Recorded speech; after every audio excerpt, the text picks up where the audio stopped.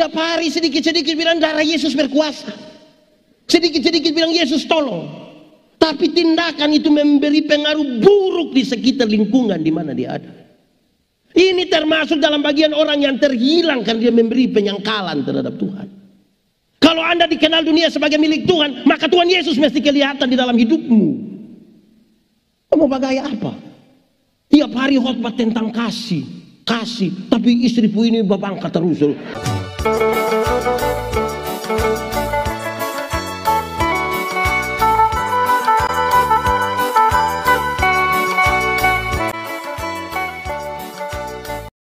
Saudara-saudara, mari kita berdoa. Ya Tuhan Allah, kami mohon kepadamu, kuatkanlah dan teguhkanlah iman kami, supaya waktu di mana kami belajar firman Tuhan, biar ini menjadi waktu yang paling baik buat kami. Kami berdoa, Tuhan jauhkan semua penggoda pencobaan, biar di dalam damai-Mu kami belajar firman Tuhan. Terima kasih banyak Tuhan, kami rindu pada firman-Mu. Berfirmanlah bagi kami Tuhan, di dalam nama Yesus firman yang hidup itu kami berdoa. Amin. Mari silakan duduk semuanya. Bapak Ibu saudara-saudara, tema kita malam hari ini adalah yang hilang ditemukan kembali. Pembacaan yang diberikan kepada saya itu menurut Injil Yohanes pasal 21 ayat 15 sampai ayat yang ke-19. Mari kita buka Alkitab kita, Injil Yohanes pasal 21 ayat 15 sampai ayat yang ke-19. Yang sudah dapat katakan amin. Amin betul. Separuh dia tidak buka juga amin. Itu dia tetap hilang dan tidak ditemukan itu. Ya. Yohanes 21 ayat 15 sampai ayat yang ke-19. Gembalakanlah domba-dombaku. Sesudah sarapan, Yesus berkata kepada Simon Petrus, Simon anak Yohanes, apakah engkau mengasihi aku lebih daripada mereka ini? Jawab Petrus kepadanya, benar Tuhan, engkau tahu bahwa aku mengasihi engkau. Kata Yesus kepadanya, gembalakanlah domba-dombaku. Kata Yesus pula kepadanya untuk kedua kalinya, Simon anak Yohanes, apakah engkau mengasihi aku? Jawab Petrus kepadanya, benar Tuhan, engkau tahu bahwa aku mengasihi engkau. Kata Yesus kepadanya, gembalakanlah domba-dombaku. Kata Yesus kepadanya untuk ketiga kalinya, Simon anak Yohanes, apakah engkau mengasihi aku? Maka sedih hati Petrus karena Yesus berkata untuk ketiga kalinya, apakah engkau mengasihi aku? Dan ia berkata kepadanya, Tuhan, engkau tahu segala sesuatu, engkau tahu bahwa aku mengasihi engkau. Kata Yesus kepadanya, gembalakanlah domba-dombaku. Aku berkata kepadamu, sesungguhnya ketika engkau masih muda, engkau mengikat pinggangmu sendiri dan engkau berjalan kemana saja kau kehendaki. Tetapi jika engkau sudah menjadi tua, engkau akan mengulurkan tanganmu dan orang lain akan mengikat engkau dan membawa engkau ke tempat yang tidak kau kehendaki. Dan hal ini dikatakannya untuk menyatakan bagaimana Petrus akan mati dan memuliakan Allah. Sesudah mengatakan demikian, ia berkata kepada Petrus, ikutlah aku. Demikian firman Tuhan. Berbahagia setiap orang yang mendengar firman, memelihara dan melakukan dalam hidup setiap hari. Shalom. Lebih kuat, shalom. Ada sukacita. Di luar juga aman, embun aman. Yakin. Saya tanda saudara-saudara punya keyakinan. Baik, saudara-saudara, panitia ini ada dalam panitia perayaan Paskah sesungguhnya. Acara ini dikaitkan sekali dengan Paskah dan pembacaan ini di masa raya di mana Tuhan Yesus menampakkan diri kepada banyak orang, termasuk juga kepada murid-muridnya. Saya di masa Paskah ini ada 3 pertanyaan yang selalu saya bertanya ketika saya berkhotbah. Dan pertanyaan ini saya kira baik untuk kita sekalian, karena ini kita merayakan Paskah untuk kesekian kalinya. Yang pertama, kedua, saudara boleh jawab. Pertanyaannya gampang-gampang, tapi yang ketiga tidak usah jawab. Pertama, apakah saudara percaya kepada Tuhan Yesus? Amin. Benar-benar percaya. Kedua, apakah saudara percaya pada kebangkitan Tuhan Yesus? Yakin. Berarti kebangkitan itu ada dan saudara meyakininya. Amin. Oke, ketiga, Lalu apakah kebangkitan Yesus telah membaharui dan merubah hidupmu? Itu yang tidak usah jawab. Itu yang perlu direnungkan saja. Apakah kebangkitan Yesus itu memberi pengaruh kepada kehidupan kita? Dan pengaruh itu adalah pengaruh yang baik, supaya mereka yang hilang itu kemudian ditemukan kembali. Itu pertanyaan gampang dijawab, saudara. Tapi apakah serius kita melakukannya? Belum tentu. Saudara boleh renungkan, ada berapa tahun, berapa kali sampai dengan tahun ini saudara merayakan Paskah? Ada berapa banyak kali? Lalu apakah perayaan Paskah dan kebangkitan Kristus itu memberi pengaruh positif pada hidup kita? Kalau dia tidak memberi pengaruh apa-apa, yang hilang akan tetap hilang. Dia tidak akan pernah ditemukan kembali.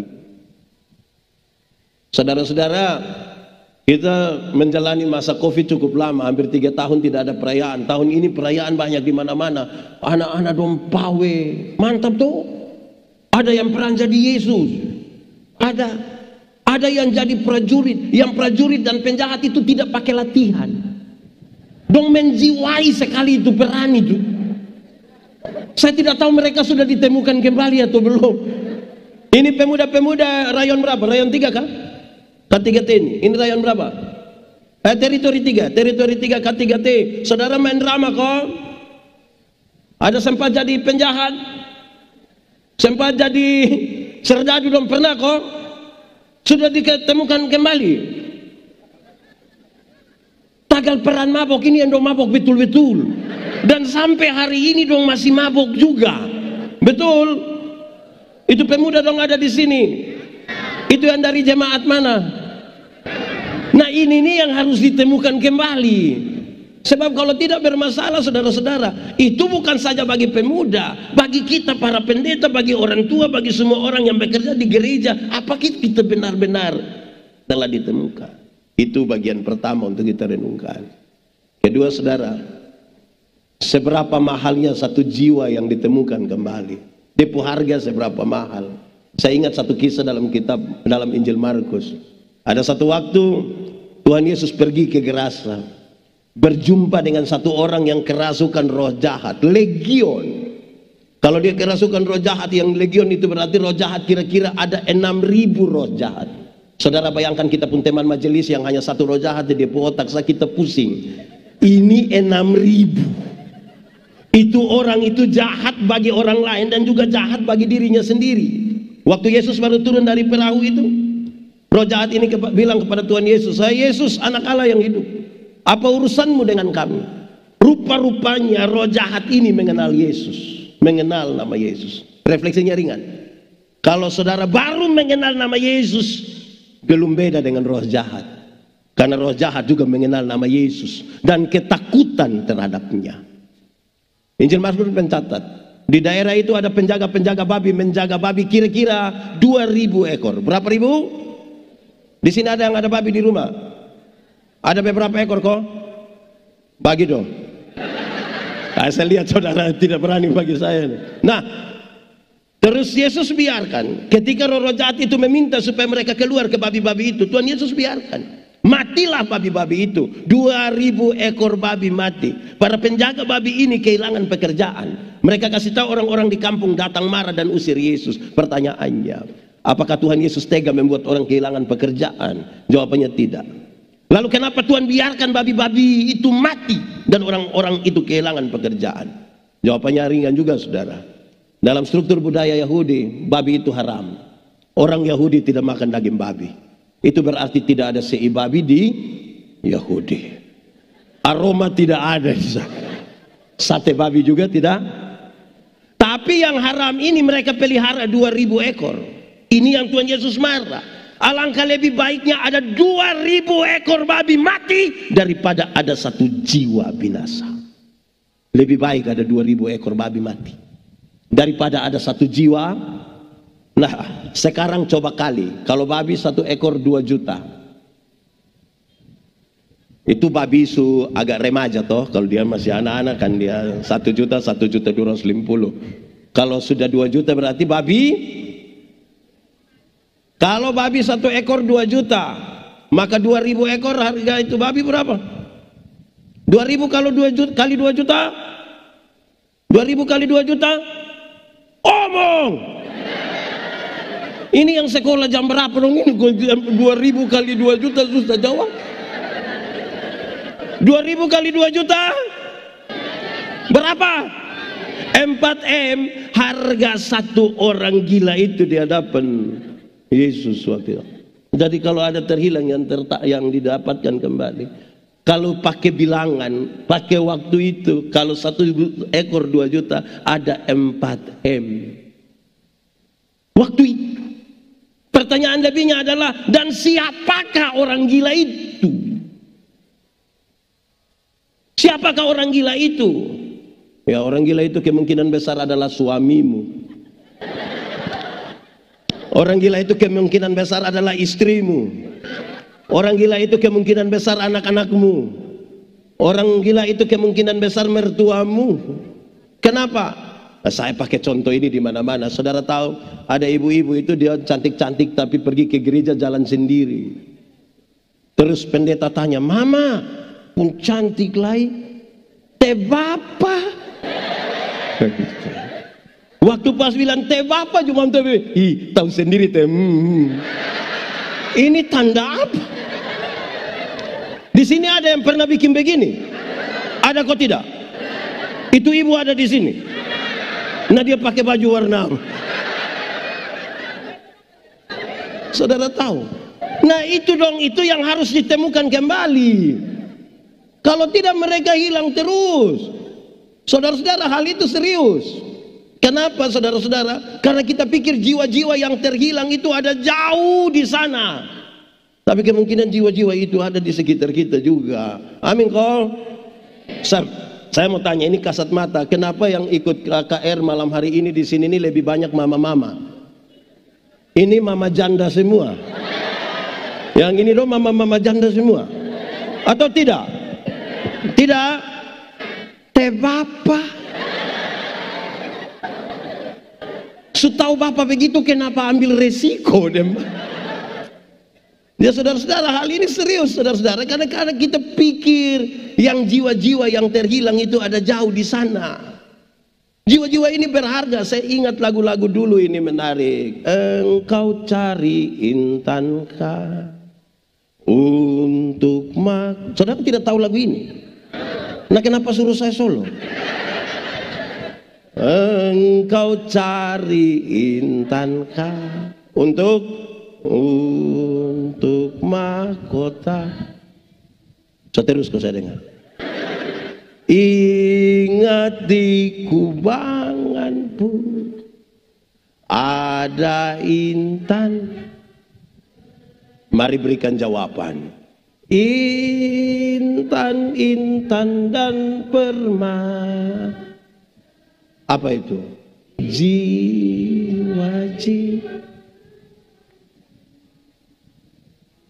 Biar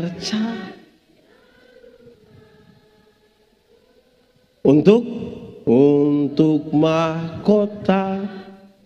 Saya dengar yang menyanyi ini yang orang tua, anak muda dong tidak menyanyi. Kamu maksud apa dengan kami yang tua-tua?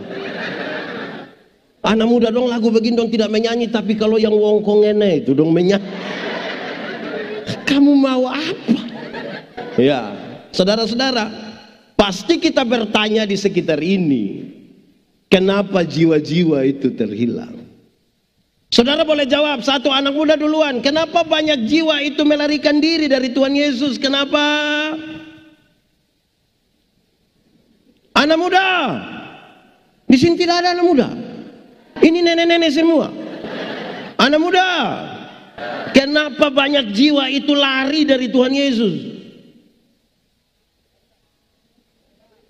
Pergaulan. Apa saja, tapi saya mau kasih tahu saudara bahwa ada banyak hal mempengaruhi kita untuk melarikan diri dan terhilang dari Tuhan Yesus. Kenapa? Kita manusia seringkali ditempatkan pada 3 kondisi. Kondisi pertama, ada waktu di mana kita mau dan Tuhan mau. Ada waktu kita mau, Tuhan mau. Pernah alami? Waktu kita mau sesuatu dan Tuhan setuju dengan itu. Pernah alami? Itu perasaan seperti apa? Senang kan? Bahagia kan? Kepingin bersaksi di mana-mana. Tapi ada kondisi kedua di mana kita mau, tapi Tuhan tidak mau. Pernah alami? Saudara merindukan sesuatu, tapi Tuhan tidak memberi jawab hingga hari ini. Pernah alami? Lalu perasaan saudara seperti apa? Saudara marah, saudara kecewa, saudara banding-banding. Kadang-kadang saudara malas dan mau berhenti berdoa. Saudara bilang, kok sama, kita berdoa juga sama. Pernah dengar itu kalimat? Atau sendiri omong? Kita berdoa juga sama. Itu Pak di sebelah saya dia tidak tahu berdoa. Padahal tiap hari ganti oto. Great. Waktu kita mau, Tuhan tidak mau, kita Saudara pernah kecewa? Tidak usah omong.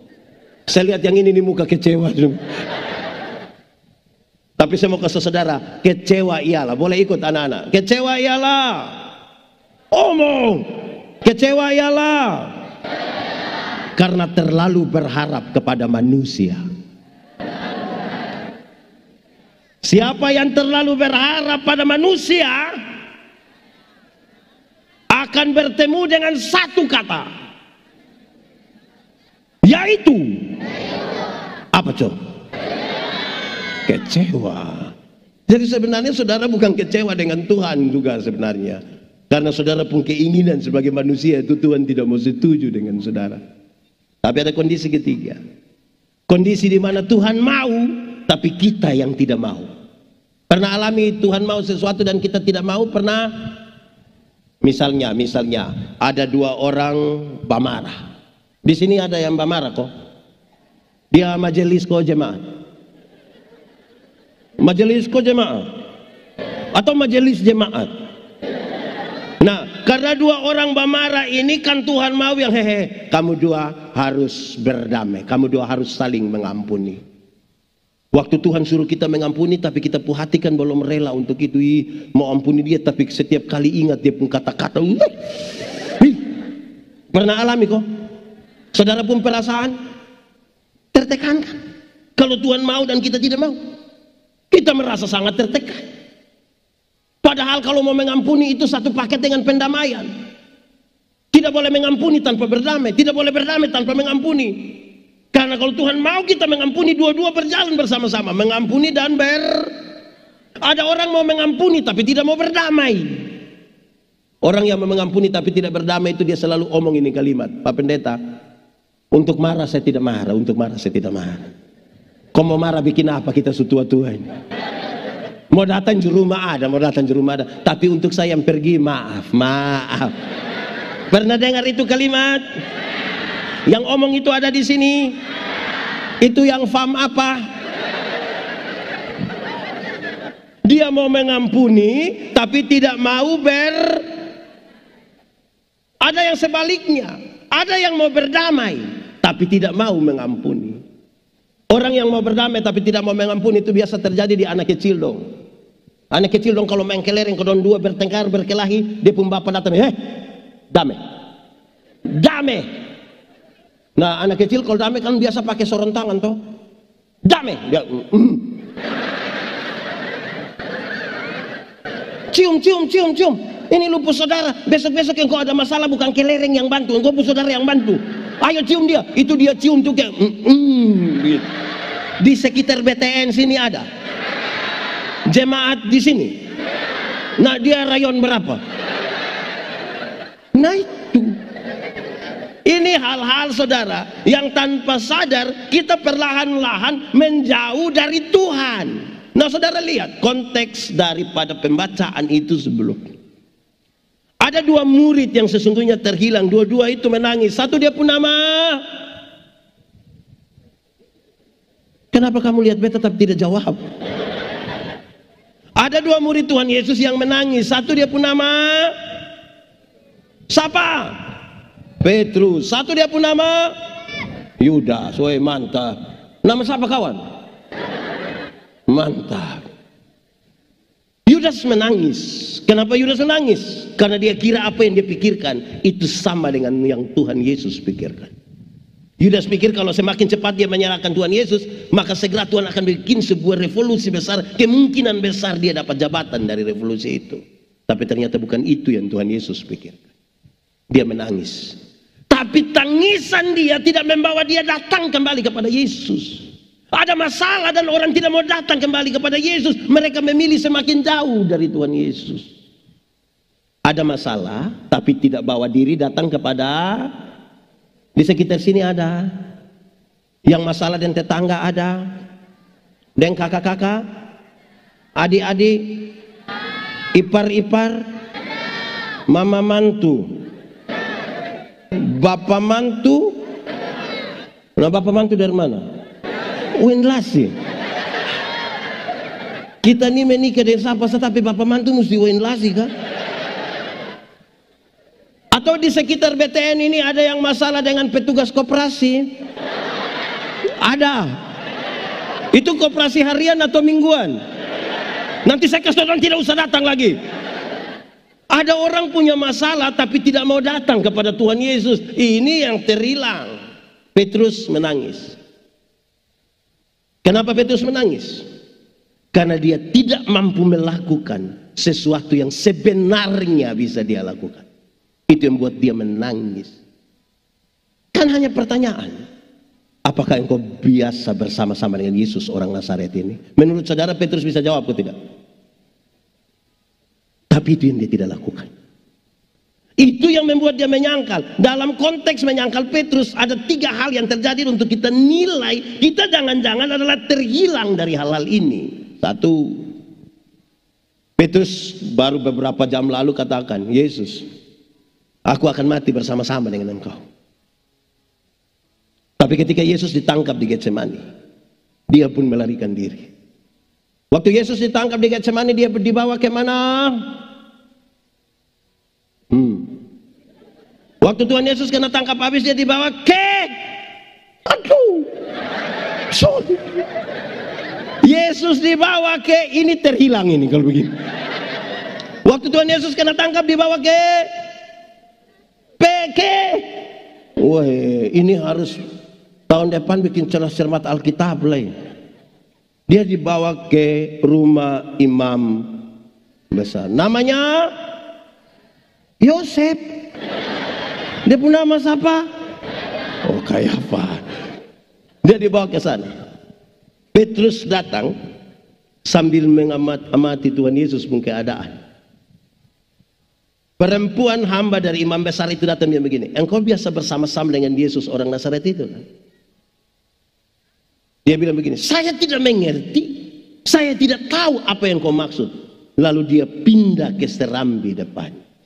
Bagi Petrus, jawab ini perempuan untuk apa? Yang paling penting bagi Petrus adalah melihat keadaan Yesus, bukan memberi jawab pada perempuan ini. Sangat logis. Daripada jawab ini perempuan, lebih baik saya pindah tempat. Ayam berkokok pertama kali di situ, dan Yesus sebut ini sebagai sebuah penyangkalan. Apa yang mau bilang? Yang saya mau bilang. Ada banyak orang merasa kehidupan sosial tidak penting. Yang penting hubungan dia dengan Tuhan aman. Biar bakalai dan tetangga itu tidak apa-apa, bakalai dan mama mantu itu tidak apa-apa, bakalai dengan sesama pelayan itu tidak apa-apa, bakalai dengan sesama ini orang-orang yang ada di dalam gereja tidak apa-apa. Yang penting dengan Tuhan aman. Ini sebuah penyangkalan. Saya tegur seorang ketua persekutuan doa. Saya bilang dia, engkau berhenti berkhotbah. Dia bilang, kok kena berhenti berkhotbah? Dia bilang, kok Bapak kena berhenti? Kenapa Bapak belum begitu? Saudara tahu, dia itu piara babi. Tahu babi? Ah, babi itu. Dia piara babi, terus pembuangan ini babi. Yang ini babi pun kotoran, kau buang keluar. Dia buang pi tetangga sebelah yang tidak seiman dengan dia. Menurut saudara Tuhan Yesus mana ajar kita begitu?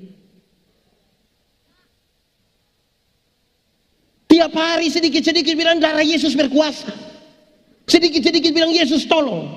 Tapi tindakan itu memberi pengaruh buruk di sekitar lingkungan di mana dia ada. Ini termasuk dalam bagian orang yang terhilang karena dia memberi penyangkalan terhadap Tuhan. Kalau Anda dikenal dunia sebagai milik Tuhan, maka Tuhan Yesus mesti kelihatan di dalam hidupmu. Mau bagaya apa? Tiap hari khotbah tentang kasih, tapi istriku ini babangka terus. Nah, karuan. Jadi jangan sampai kita kira kita sementara beraktivitas rohani itu berarti kita lagi aman-aman dan kita bukan orang yang terhilang. Jangan pernah berpikir begitu. Karena kadang-kadang orang melayani pekerjaan Tuhan bukan melayani Tuhan. Jadwal padat memati ke Pak Manobe itu dari pagi sampai malam. Padat sekali, tapi melayani pekerjaan dan bukan melayani Tuhan. Lalu saudara pikir itu orang ada baik-baik dan ada di dekat-dekat dengan Tuhan? Belum tahan, belum. Saya punya kisah satu ketika saya di Sabu. Kami ibadah hari Minggu, hari Senin, hari Rabu, hari Jumat. Kalau pergi itu jemaat sepenuh-penuh banyak-banyak begini. Kami duduk di tikar yang besar, dorang buka. Lampu yang paling terang itu yang pendeta duduk di situ. Saya pergi hari itu dorang sebanyak-banyak itu kami mulai ibadah dan dong semangat. Saya khotbah dong senyum-senyum. Saya bilang ini khotbah pas. Masuk ini. Yang menarik saya habis khotbah dong masih senyum-senyum. Itu saya mulai pikiran itu. Dan saya tanya jemaat, yo kenapa kamu senyum-senyum? Dong tambah senyum lagi. Akhirnya saya tanya seorang diaken, Welmin Ceriu namanya. Saya bilang, "Nggak tahu. Kamu senyum-senyum apa?" Dia ambil ballpoint satu, dia tulis cepat-cepat di satu kertas kecil. Dia mau datang di saya penasaran sekali. Saya buka ternyata dia tulis, "Maaf, Bapak Purosleting tidak tarik." Saya kayak mau cek ke dia itu. Kita dua ada sama-sama di sini. Saudara lihat saya ada masalah, saudara diam-diam. Saya mau tanya saudara, tolong jawab jujur. Menurut saudara tadi dompu ibadah ada aman? Ibadah ada aman? Oh, kok kenapa? Karena ada sesuatu di antara mereka yang mereka tidak bereskan. Saudara tahu ketika Yesus bicara tentang pengampunan, Tuhan Yesus bilang, engkau bawa persembahan, bawa datang sampai di altar. Kalau engkau teringat saudaramu yang buat salah, kasih tinggal di situ, kembali berdamai dan dia baru datang. Jam pencitraan. Ketemu sengaja senyum seolah-olah tidak ada masalah. Aduh Susi, padahal ini juga bagian dari manusia terhilang. Harus ditemukan kembali. Kadang-kadang kita pikir kita terlalu rohani. Itu pertama. Kedua, perempuan ini pergi melihat Petrus ada di serambi itu. Dia bilang kepada orang-orang yang ada di situ, orang ini biasa bersama-sama dengan Yesus. Di pertanyaan pertama, waktu penyangkalan pertama, Petrus jawab dan pindah. Kedua, Petrus tidak pindah. Dia tetap duduk di situ seolah-olah dia mau bilang begini, "Lu mau apa? Anda sopan, saya hargai. Anda tidak sopan, saya layani. Apa yang kurang?" Dia bilang, mantap toh. Di penyangkalan pertama saudara, dia memilih memutuskan hubungan dengan manusia. Dia rasa yang penting hubungan dengan Tuhan aman. Penyangkalan kedua, dia tidak ada keputusan, sekarang tergantung dengan perempuan. Jadi kamu pun mau apa? Hidup itu kalau tidak ada keputusan, itu paling cepat untuk mengingkari iman. Harus berani punya sikap. Kalau tidak ada sikap sama sekali, cepat terpengaruh. Saudara tahu, kadang-kadang kita pun hidup ini tergantung situasi. Ada kita nih kadang-kadang dia rajin gereja, kadang-kadang pemalas memati, kadang-kadang dia semangat, kadang-kadang dia lemah. Tergantung orang lain. Aduh, sebenarnya saya tidak datang, tapi kan pendeta suruh telepon nanti. Hidup tergantung kepada orang lain. Apa yang ingin saya mau katakan di sini, saudara? Satu hari manusia ambil keputusan antara 300 sampai 1500 kali keputusan, dan itu semua berkonsekuensi ke masa depan. Bangun tidur, mau turun atau tarik tambah selimut, itu keputusan. Bangun tidur, mau baca Alkitab atau berdoa dulu, atau foto, itu juga keputusan. Itu berkonsekuensi ke masa depan. Kenapa pendeta Yandi berkhotbah malam hari di sini, hari ini di sini? Karena saya pernah ambil keputusan kira-kira 29 tahun lalu untuk sekolah teologi. Makanya hari ini saya ada di sini. Kita semua yang ada sekarang adalah bagian dari keputusan masa lalu. Kenapa saudara punya istri itu, suami itu? Ya karena pernah ambil keputusan. Atau sampai bilang, Pak Pendeta, saya benar-benar tidak tahu. Setidak-tidak sadar begini, dia di sebelah. Keputusan. Jadi siapa tidak ada ambil keputusan, dia sangat tergantung pada situasi. Masuk kandang kambing mengembik. Masuk kandang ayam hilang. Karena tergantung situasi. Pak Pendeta omong keluar yang dimaksud gampang. Ada banyak jemaat Tuhan terdaftar sebagai anggota jemaat Kaserea BTN, tapi tidak selalu ibadah di sini. Ini hari dia ibadah di sini, besok dia di sana, lusa dia di sana, tula dia di sana. Bunga itu, tahu bunga? Kalau tiap hari kas pindah topot, tidak bertumbuh, mati cepat. Ini termasuk pada jiwa yang hilang. Nanti dia mati baru kita pusing, pendeta mana kubur. Yang di sekitar sini juga ada. Itu orang-orang di sini.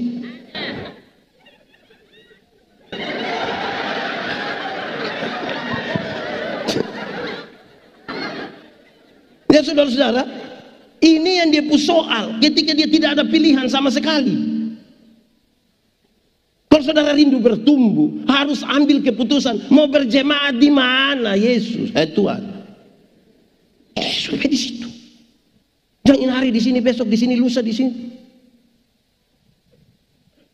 Tinggal di Kupang, tapi sedikit-sedikit dia bilang, kalau kita di Surabaya, nah lu pindah di Surabaya, toh kenapa mesti di sini?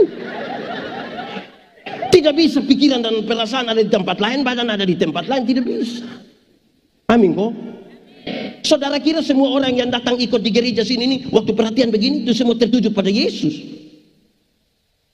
Ini mata ada begini, dia pemikiran ada di fix sayang, fix. Yang L ada kok saya. Di sini juga tahu itu fix sayang. Yang PHP ondol. Jadi kita ada di gereja tapi kita pun jiwa bisa hilang di mana-mana juga.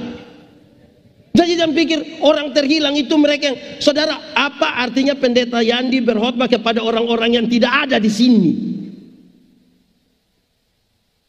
Itu sama dengan orang mati, kita khotbah ke seorang mati, yang hidup dong kita tidak omong. Nah, yang saudara di sini kita omong ini terhilang ada di bagian mana? Kami Natal di pedalaman timur, kami pun kue seragam, kue Solo dia pun nama. Besar ke piring.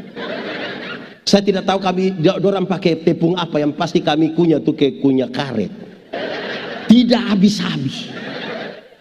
Saya sementara pusing kunyah ini kue ini tuh. Kami Natal dan 2 TKW itu, terus 1 TKW bilang begini, Bapak, kalau kami Natal di Hong Kong, itu betalia dia.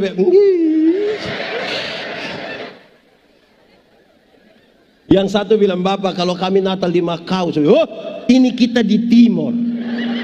Yang engkau harus lakukan adalah bahwa itu Hong Kong datang, kalau tidak kamu dua berangkat ke Hong Kong. Tidak baiklah hidup banding-banding begitu, ini manusia terhilang ini. Saya mau tanya ibu-ibu dulu. Ibu-ibu senang kalau suami banding ibu-ibu dengan ibu-ibu lain.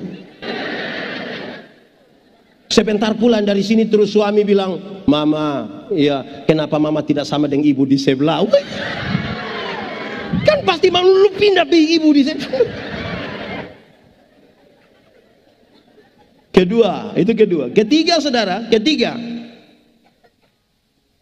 orang-orang banyak yang melihat Petrus itu, dia bilang begini, engkau pasti salah satu dari mereka, apalagi engkau orang Galilea. Lalu Alkitab berkata, pada waktu itulah Petrus mulai mengutuk dan bersumpah, aku tidak kenal orang yang kamu sebut-sebutin. Aku tidak kenal. Saudara lihat, penyangkalan pertama dia putuskan hubungan dengan manusia. Dia menjaga, dia berrelasi dengan itu. Penyangkalan kedua dia tidak ada pilihan sama sekali. Penyangkalan yang ketiga dia memilih memutuskan hubungan dengan Tuhan Allah. Yang penting relasi dia dengan saudara-saudara itu baik. Kompromi. Saudara tahu berapa banyak kali kita tuh lebih memilih untuk memutuskan hubungan dengan Tuhan. Kita pun anak katekesasi dong, ini kan dong ikut katekesasi terus pasti di baru di Kaserea ada sidi kok tidak? Berapa orang? 58. Coba dengar waktu dong jawab itu. Itu kayak pungkar mana kok? Tanya bilang, apakah jawabmu? Itu dong kayak sengaja bikin kayak sedih-sedih itu. Apakah jawabmu? Ya, saya percaya Nona. Dalam pengalaman pelayanan sejawab dramatis begitu. Nanti 6 bulan kemudian dia datang dengan dia pun bapak mama datang terus dia bilang, Pak Pendeta, Mam Pendeta tolong kita dulu. Tolong apa? Dia tolong beta dulu. Tiap hari tolong lusa. Kenapa? Terus dia bilang begini, Pak Pendeta dan Mam Pendeta, kita su nikah dina sang. Tahu sendiri nikah dengan aparat nih yang. Dong sana bisa pindah, hanya kita yang pindah. Terus dia pun bapak bilang, namanya anak semua begitu, kita mau bilang apalah yang. Dia pun mama bilang, kita orang tua ini kan tugas kita hanya urusan. Sudah terakhir kami pendeta-pendetanya bilang, hoang. Jadi jarak antara pengakuan dan penyangkalan kita tuh tipis-tipis saja. Soal cinta kita bisa lupa buang Tuhan Yesus. Nah, karena ada yang majelis jemaat yang dia datang kok jawab amin. Apakah jawabmu? Dia jawab habis itu yang dia supi.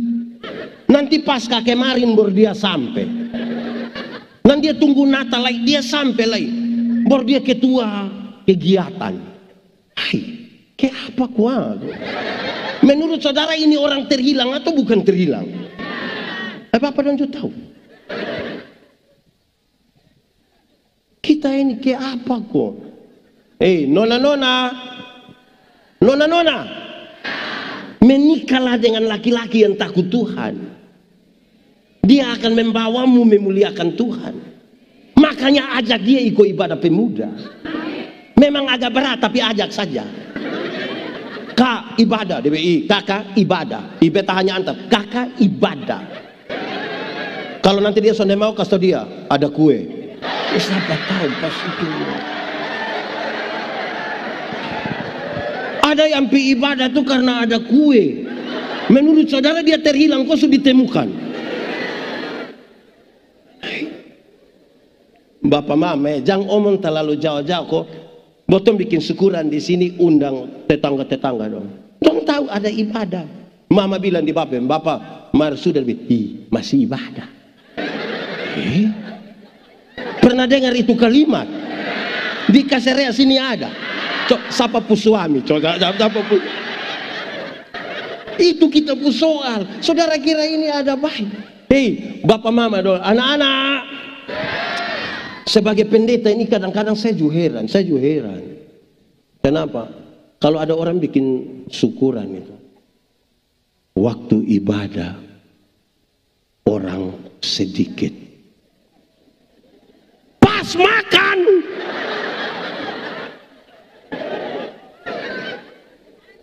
saya ulangi, waktu ibadah pas makan dong dari itu terhilang kok sudah ditemukan.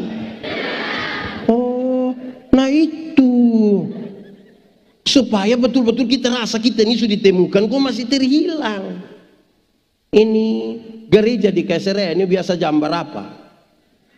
6, 8 6, 9. Wih, sejam 9 dong siap habis tapi dong belum datang gereja. Terus anak-anak bilang, Bapak, Mama, sejam 9, belum ada orang. Kok Bapak Mama itu yang orang? Mau tunggu orang mana? Nanti waktu mulai baru sengaja datang pakai dia pun baju merah, rok kuning, sendal hijau. Masuk jalan. Terhilang kok sudah ditemukan. Ada di BTN. Itu ibu ada di sini. Nah dia pun nama huruf pertama apa dong?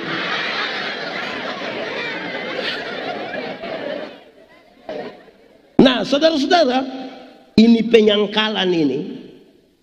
Kemudian sekarang Tuhan Yesus tanya, gini 3 hal terjadi nih. Teks ini memberi pertanyaan.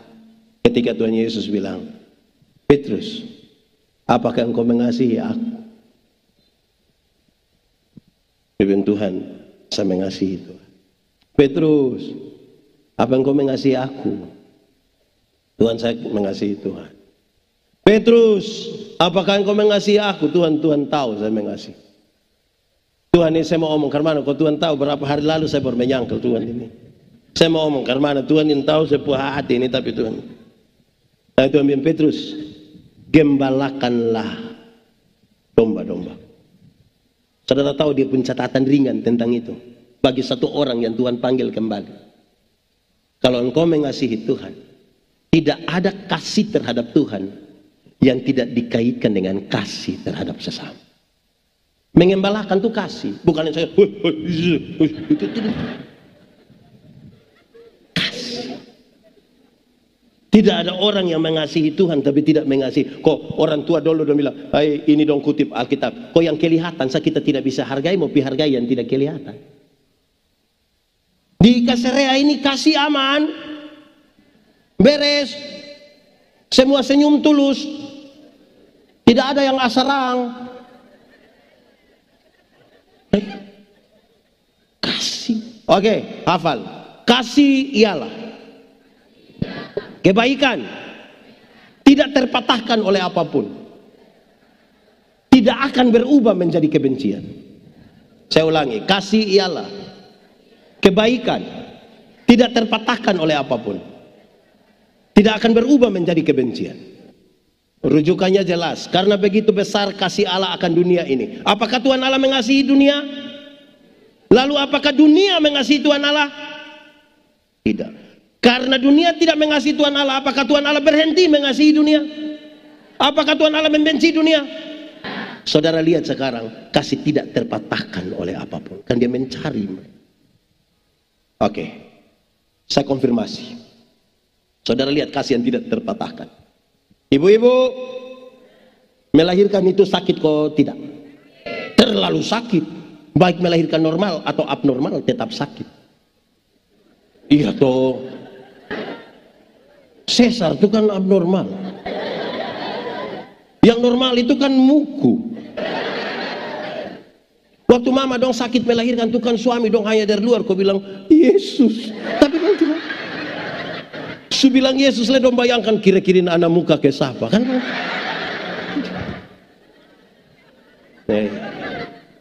Anak-anak, orang tua sakit melahirkan kamu. Kamu pun jam tidur, orang tua pun jam bangun. Orang tua pun jam tidur, kamu pun jam bangun. Jadi banyak orang tua tidak tidur gara-gara kamu. Betul orang tua? Jam 2 pagi juga mama bapak tetap gendong kamu begini. Tidak tidur, kamu menangis. Separuh usul, tolong ganti nenek pun nama. Tapi orang tua tidak pakai itu, dong gendong. Su gendong begitu repot lagi. Seringkali mama-mama tuh dipaksa lagi menjadi penyanyi. Makanya mama pulagu dong tuh seringkali tidak bisa dipertanggungjawabkan. Kalau tidak bobo digigit. Padahal justru kalau anak bobo itu baru nyamuk gigi. Kalau anak ada lari-lari nyamuk mana mau pergi gigit.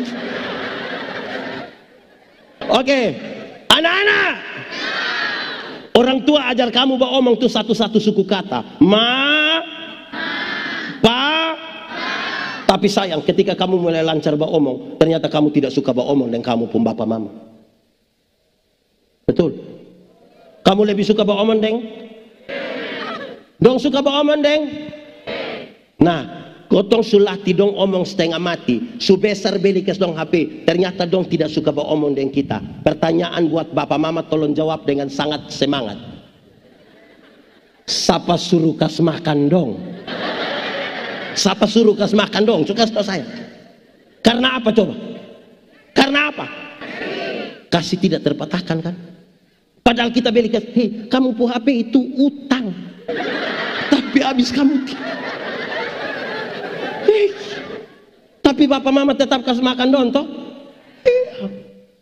Anak-anak, orang tua latih kamu jalan tuh satu-satu langkah, pegang di tangan baru bilang ta te. Ah, itu jalan belakang itu. Tapi ketika kamu mulai lancar jalan, su bisa jalan, su SMP, SMA, ada suka jalan dengan bapak mama? Dong lebih suka jalan deng? Nah, siapa suruh kasih dong kamar satu di rumah? Coba, kenapa coba? kirim dong pi Surabaya ke sekolah. Anak-anak, orang tua pu harapan tuh sangat besar di kamu. Orang tua tuh seringkali bilang, anak, asal kamu mau sekolah tinggi, biar kami orang tua ikat perut itu tidak apa. Orang tua sampai omong ikat perut itu bukan berarti dong mau pakai stagen. Tapi dong utang gara-gara kamu. Kirim dong pi Surabaya, dong ada telepon. Telepon pada waktu. Nah siapa suruh kirim? Coba kasih tahu beta dulu, kenapa mau kirim? Kasih tidak terpatahkan. Wih, dong SMP ini, wih kadang-kadang kau jangan terlalu percaya diri. Dong kalau ada beta puana nona satu, kalau pipalo dia begini, di muka dia pun teman dong. Kadang dia main bagus.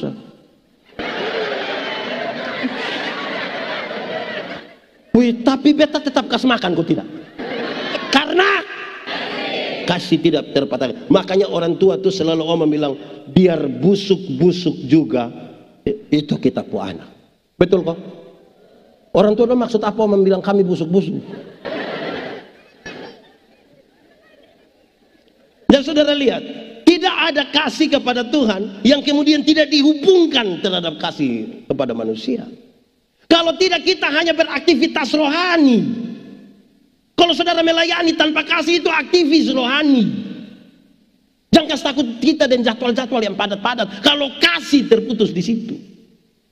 Tidak ada kasih yang tidak bisa memaafkan seseorang. Namanya kita ketemu orang tiap hari itu kan siapa yang pun tugas mau kasih puas kita terus. Kecewa kita dengan 1-2 orang pun tindakan. Hanya kasih yang besar itu. Ingat, kasih menutupi banyak sekali dosa. Karena kasih yang besar itu kita mau membuka kita punya hati. Saudara-saudara, itu serius bagi kita. Mari kita lihat lebih lanjut dalam teks ini. Salah satu tema utama dari kebangkitan itu adalah pemulihan relasi. Petrus baru beberapa hari yang lalu menyangkal Yesus. Dan sekarang kebangkitan itu memulihkan relasi Yesus dengan dia. Pemulihan itu terjadi ketika mereka makan sama-sama. Petrus, apakah engkau mengasihi aku lebih dari ini semua kok? Lebih dari ini roti, ikan gargahing, ikan kuah asam, dan ikan fauzi? Itu pertanyaan penting. Petrus, apa engkau mengasihi aku lebih dari ini makanan-makanan? Sebab kadang-kadang tagal makanan saja orang bisa lupa bukan Tuhan. Petrus, apakah engkau mengasihi aku lebih dari mereka semua yang ada di sini? Di situ ada Yakobus, kau Andreas, kau. Apa engkau mengasihi aku lebih dari dorang? Kenapa? Karena manusia kita berhenti mengasihi Tuhan. Apa engkau mengasihi aku? Pemulihan itu terjadi di tempat di mana mereka makan bersama-sama. Ada sibuk-sibuk di kota, mah tolong kau saat duduk kau makan sama-sama dia isi dan suami dulu, dia anak dulu. Bisa kok? Nama siapa lagi sayang? Nama siapa lagi?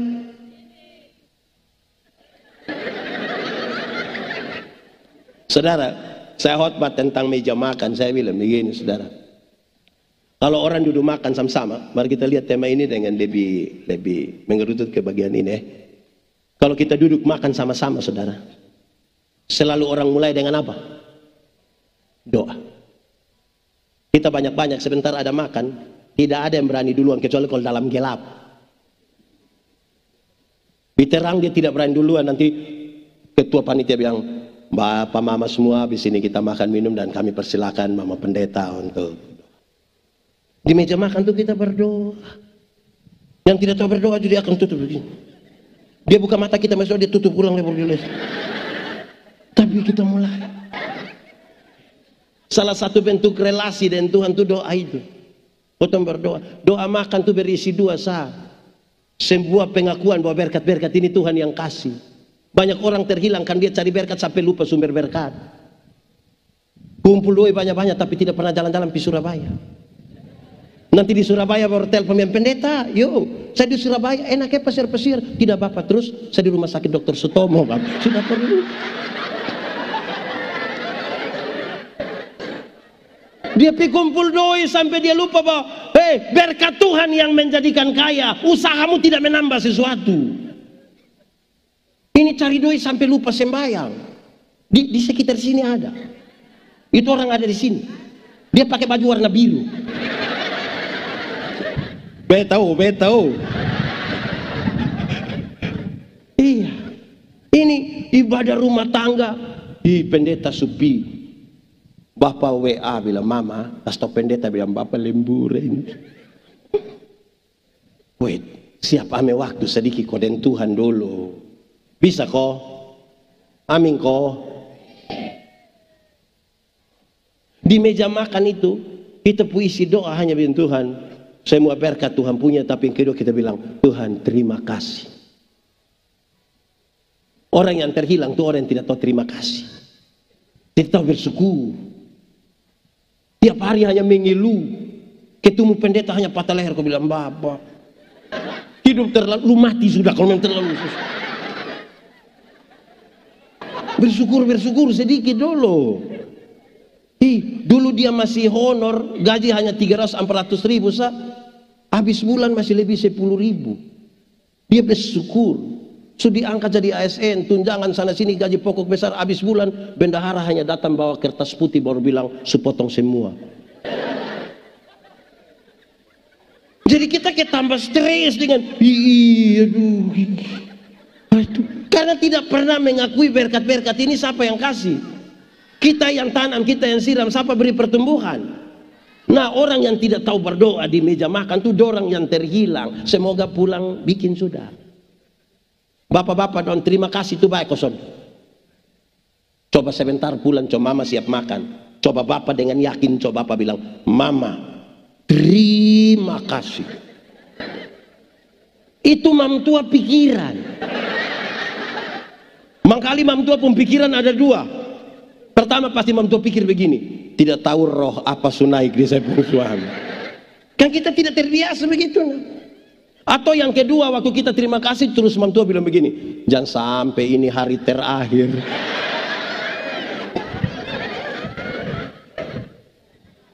Ya toh, kita ditemukan.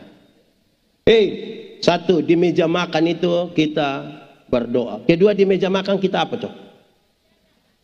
Di meja makan kita apa toh? Oh, makan. Akan jadi masalah kalau di meja makan tidur. Bapak Ibu, apa yang ingin beta katakan di sini? Kadang-kadang kita hilang lenyap di tengah-tengah keramaian. Kadang-kadang nih saudara, orang tidak bisa bedakan mana kantor, mana rumah, mana jalan. Pakaian yang harus pakai di kamar tidur pun dia pakai datang di gereja. Kita yang di muka yang kita juga pusing. Tempatkan diri, dimakan ya makan, jangan bikin barang lain. Ada masalah rumah, urus di rumah. Jangan urus di kantor. Jangan taruh di Facebook. Kita pas taruh begitu, separuh nanti pun komen bilang, kenapa saya?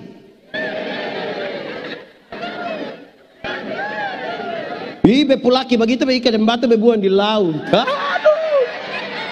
Berhenti masalah rumah di rumah mau kasih taku sapa di itu Facebook. Terhilang itu. Jadi di rumah cukup. Amin kok. Jangan taruh di mana-mana. Saya baca satu status saya lucu sendiri. Ketika seorang perempuan membuat status sakit hati, maka banyak laki-laki pura-pura jadi dokter. Jadi jangan suka taruh-taruh sembarang. Suami yang RT, biar orang panggil bab tua, sayang bapak RT. Jangan panggil mam tua juga bilang mama RT. Lama-lama dia bikin salah ini barang dong. Ini suami yang kepala sekolah suruh panggil dia mama kepsek. Lama-lama dia tanda tangan rapor, dia bikin. Tempatkan diri dan baik-baik sedikit dulu. Sedua toh, tadi di meja makan satu apa tadi? Dua, tiga, komunikasi. Soalnya mungkin kita duduk makan setengah jam semua hanya keram. Kan kita bawa omong. Ada yang pegang HP di sini, ada. Kita kan sama-sama tahu kalimat ini. HP berhasil mendekatkan yang jauh dan menjauhkan yang. Supi kantor dari pagi sampai malam ini, pulang ketemu istri anak masing-masing sendiri.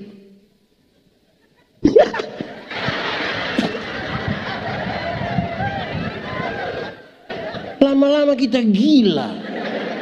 Ada anak yang dia pun bapak tanya dia, "Don duduk sama-sama ini, makan apa?" Dia pun anak balas, "Ikan sa. Ikan setengah matang atau angus?" Hai, kok kas berhenti itu HP, kok duduk bawa omong sedikit toh. Bisa kok. Bisa. Ada kok tidak kita di rumah yang dia punya HP pola rumit.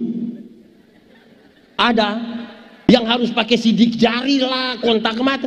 Dia polisi.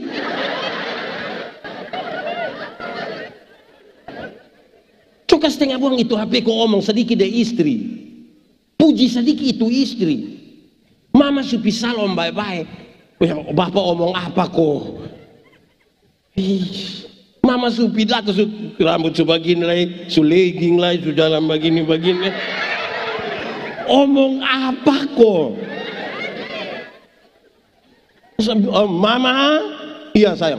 Mama macam mahasiswa.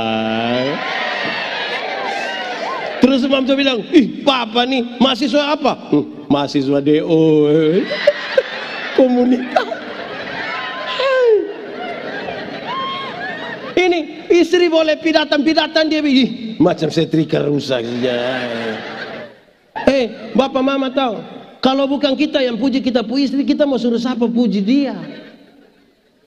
Lama-lama dia foto, dia kasih dia pun foto di Facebook untuk orang bilang cantik saya, glowing. Kok suami tidak pernah omong nakar mana? Ini keluarga terhilang. Iya tuh. Kadang-kadang saya lihat ini dompu foto baru ada ayat Alkitab lah di situ.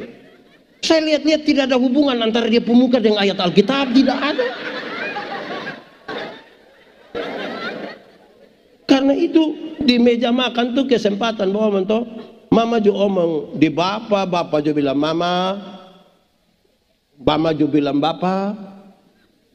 Jangan kayak anak muda, ingat tuh, ingat bapak pun gombal-gombal sedikit juga omong toh. Mama bikin teh do sayang. Terus mama bikin habis juga. Papa tahu dia pun gula pas, "Mama, ini teh mau manis kok tidak lebih indah dari mama pun senyum."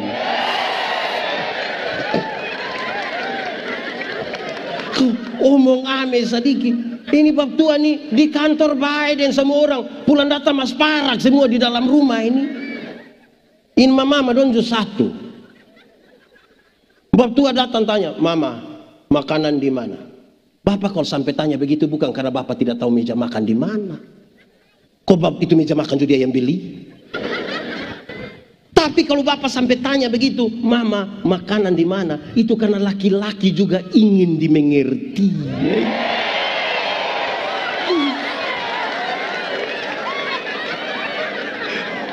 Bapak tanya, "Mama, makanan di mana?" Di situ makan steak selula. Aduh, mama mas parak begitu. Bapak tua pi restoran, baru sampai kan dia bilang, "Selamat siang.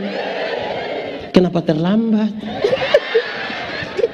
Jadi di rumah, dengar pemulihan yang Tuhan Yesus buat dengan Petrus terjadi waktu doa makan.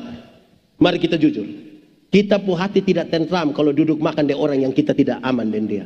Hanya yang hati terbuka yang mau bisa duduk makan sama-sama. Selesai berbohong itu. Kalau tidak saudara-saudara makan, saudara bisa makan dengan orang yang saudara tidak suka dengan dia. Baru dia pu kaki sengaja korek kita pun lutut begini dari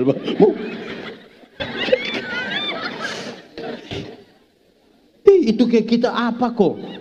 Maka kita lihat dia dari ujung kaki, perempuan ini, kuku batana cuma macam-macam nih hati ini mesti kayak gitu. Setiga toh meja makan, Jadi jamba gaya kok sedikit-sedikit makan dengan kawan, tidak makan dengan istri anak. Wah gaya makan di luar. So 3, 1 tadi apa? 2, 3, nah 4. Kalau ikan tinggal 2, orang ada 4. Bapak mama tambah anak 2. Ikan ada 2. Siapa yang makan? Apa? Siapa yang makan? Siapa yang makan? Tidak ada jawaban yang salah. Mau bagi supaya 4 dapat, tidak ada masalah. Mau anak saya makan, tidak ada masalah. Apakah karena mama yang goreng jadi mama dapat 1 ekor, kita 3 bagi 1, tidak ada masalah.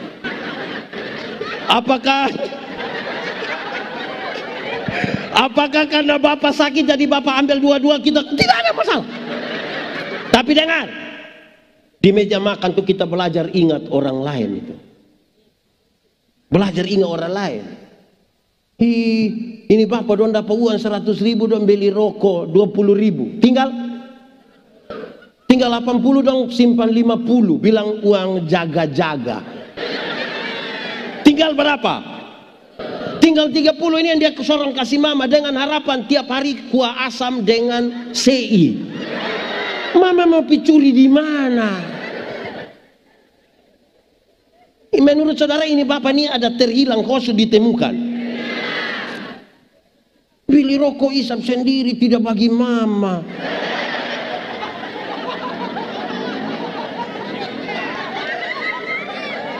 Datang ke sebelah mama ada 12, mama anak sayang.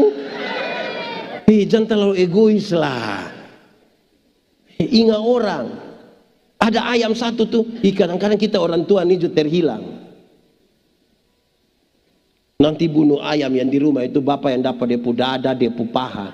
Anak dapat dia pu kuku dan kepala. Baru dia pu mama omong 2 hal. Itu papa pu ayam sayang. Ay sayang, itu isap-isap dia pu kuah enak. Apa mau apa lagi? Di sini ada bapak begitu. Itu dia pu istri yang mana itu? Atur salah itu. Itu hanya di meja makan. Saudara lihat, itu pemulihan serius itu. Saudara, apa artinya kita suami istri tapi hanya di pakaian seragam sah? Kok nanti di pesta baru sengaja datang yang salam semua.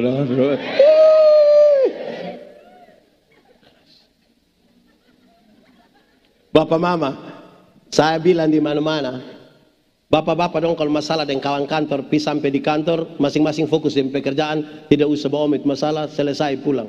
Jangan coba-coba masalah dari istri. Dia pun beban 7-8 kali lipat. Kok kita tidur bangun pagi, mentua di sebelah. Dia pun rambut belum sisir. Kita pi dapur, mentua ada kok tidak? Pi ruang makan? Pi ruang tamu? Itu dia pun foto paling besar. Baru dia lihat kita sini segini. Okay. Berani bertengkar dengan dia, kita tidak aman. Pulihkan kita pun relasi. Karena tidak mungkin kita bilang kita dan Tuhan aman, sementara dengan istri tidak aman, tidak bisa. Dengan anak-anak. Itu toh. Orang kalau keluarga aman itu dalam berpegang tangan.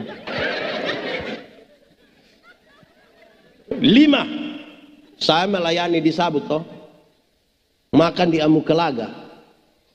Rumah dek. Mau naik makan tuh kita buka sepatu, buka sendal, duduk bersila baru mulai makan.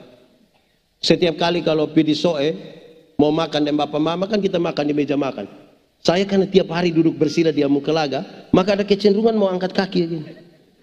Setiap kali lutut lewat sedikit itu meja bapak bilang, lutut pun bagus leh. Kami makan sambil bicara, tapi kalau makanan masih penuh di mulut paksa bicara, bapak selalu bilang, makanan dari mana, suara dari mana? Karena itu berulang beberapa kali saya mengerti di tempat makan itu kita belajar etika dan moral.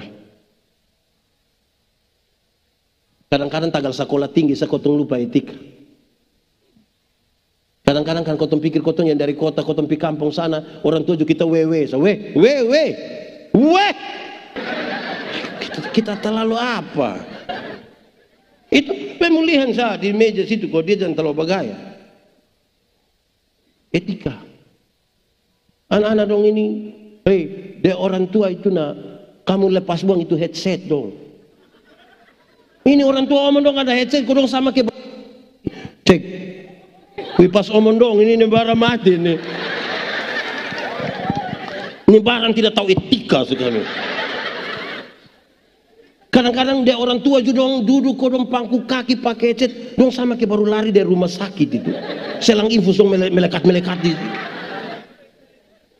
Orang tua omong itu duduk kau dengar dulu.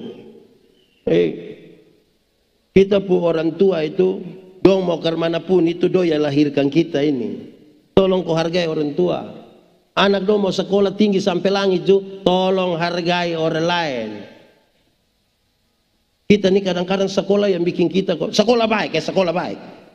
Bukan saya bilang ini, ingat, ini ada siaran langsung, sekolah baik. Yang sekolah itu yang salah pakai itu. Cek. Kepintaran itu seperti pisau yang tajam. Kalau pisau yang tajam dipegang oleh seorang dokter bedah, dia jadi berkat bagi banyak orang.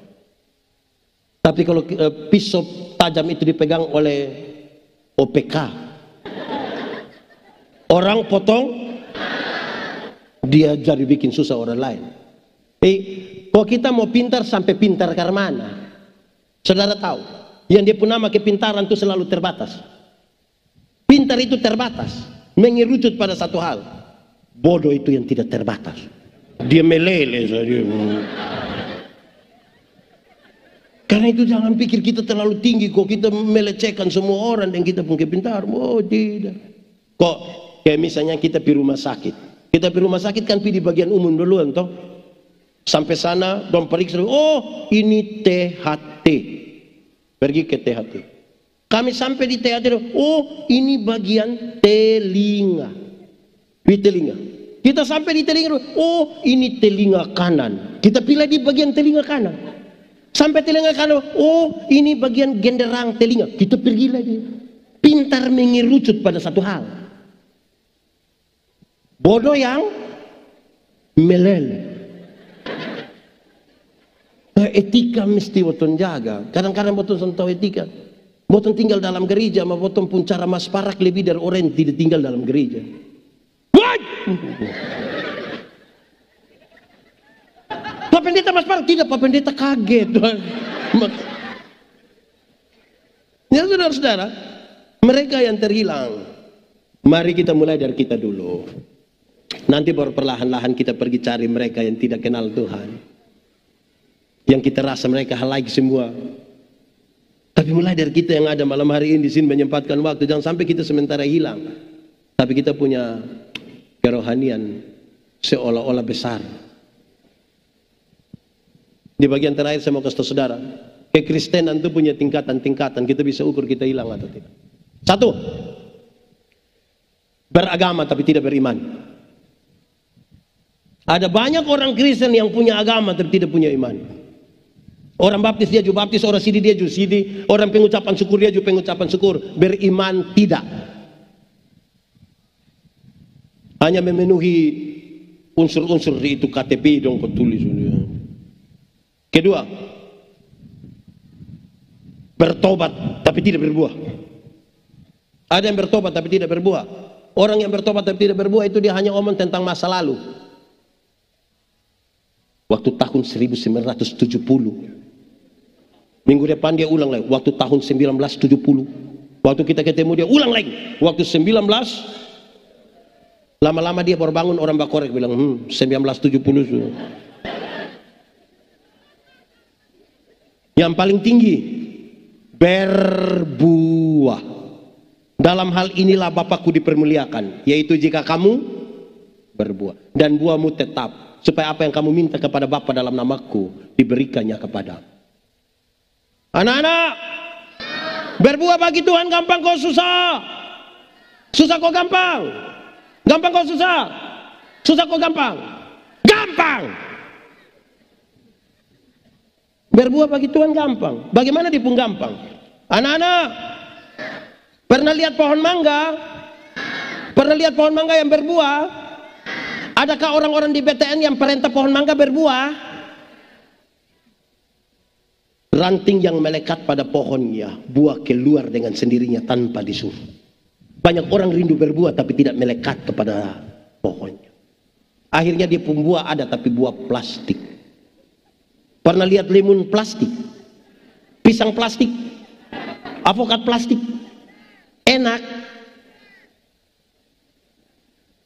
Anak sekolah minggu saja dari dulu suka tahu kita, Yesus pokok dan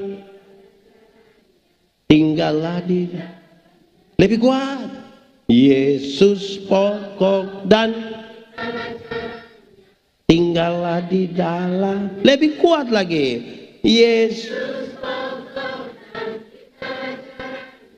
tinggallah di dalamnya. Apa? Pastilah kau apa? Sudah saya senandung pun tarik gitu. Mudah-mudahan pas menyanyi iring di kau saja Tuhan jangan pakai tarikan itu Iring di kau saja Tuhan. Biar yang tadi saja. Amin. Mantap. Itu kita bisa ukur kita sepulang kembali kau belum. Kalau tidak kita lenyap di tengah-tengah kegiatan rohani yang tadi pertanyaan di awal. Kebangkitan Kristus memberi pengaruh kok tidak bagi kita? Ada pengaruh kok tidak? Mari kita tunduk kepala di hadapan Tuhan. Ya Tuhan Allah, terima kasih banyak. Kami renungkan firman-Mu dalam keterbatasan kami. Tapi kami tahu kalau Tuhan di dalam kami dan kami di dalam Tuhan. Benih-benih firman ini akan bertumbuh dan berbuah dalam hidup kami. Kami berdoa biar firman-Mu menjadi pelita bagi kaki kami, terang bagi jalan kami. Supaya kami pulang dengan sukacita bukan karena kami tanpa masalah, tapi karena kami tahu Tuhan Yesus tidak akan pernah biarkan kami sendiri. Terpujilah nama Tuhan. Di dalam nama Yesus kami berdoa. Amin. Mari beri kemuliaan bagi nama Tuhan.